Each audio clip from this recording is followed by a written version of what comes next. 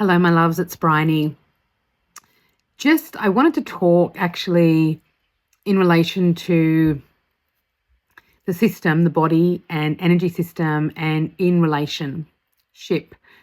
I'm just looking at my hair. I love dirty hair. It always rocks when it's dirty.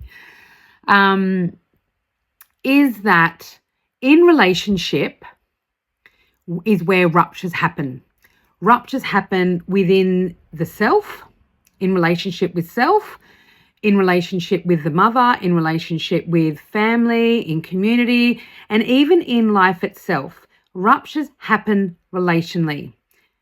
So when we repair, we go into repair relationally. And we do this in spaces and places where it is held, it is safe, it is a co-regulated space where we have people who sit alongside us, not come over the top of us and tell us what to do, how to meet things, how to shift and how to change, but actually sit and meet us where we're at. And this is how we heal rupture. We heal rupture through repair, and the repair happens through connection, through vulnerability, and through held connection where there is no expectation, where the connection is just meeting the spark of connection that you have, and together that formulates and creates not necessarily a repair of what was ruptured in the same form, but actually a repair that takes into account and holds the rupture in reverence and integrity for what it is. It's like a readjustment, like a reorientation. And when we repair, we don't repair to eradicate or to go back to what we were doing previously or how we connected or not previously.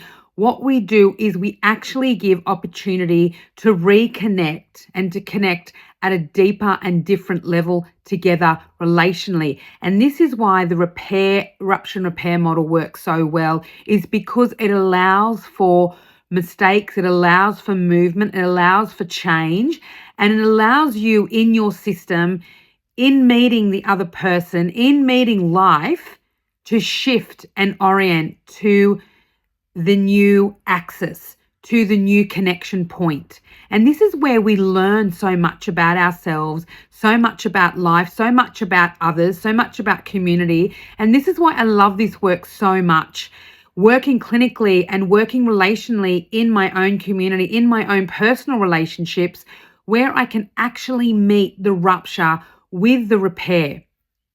I also want to say that not all ruptures need to be repaired, and you don't have to repair a rupture if you don't feel that you need to, because there comes a point in the relational thread that if there has been other ruptures that have happened along the way, and this is why it's really good to know your own system and to connect within your own integrity and your own value system, that because if those ruptures have continued to hit on the integrity, on the value system of your own foundations, then it really comes down to the repair, then doesn't come down to repairing it in the space relationally with the other person. It comes to repairing it with yourself and repairing it within your own system. And that being discerning about whether or not you're so inclined to go out and repair that in the relational space with the other, if that's appropriate and if that aligns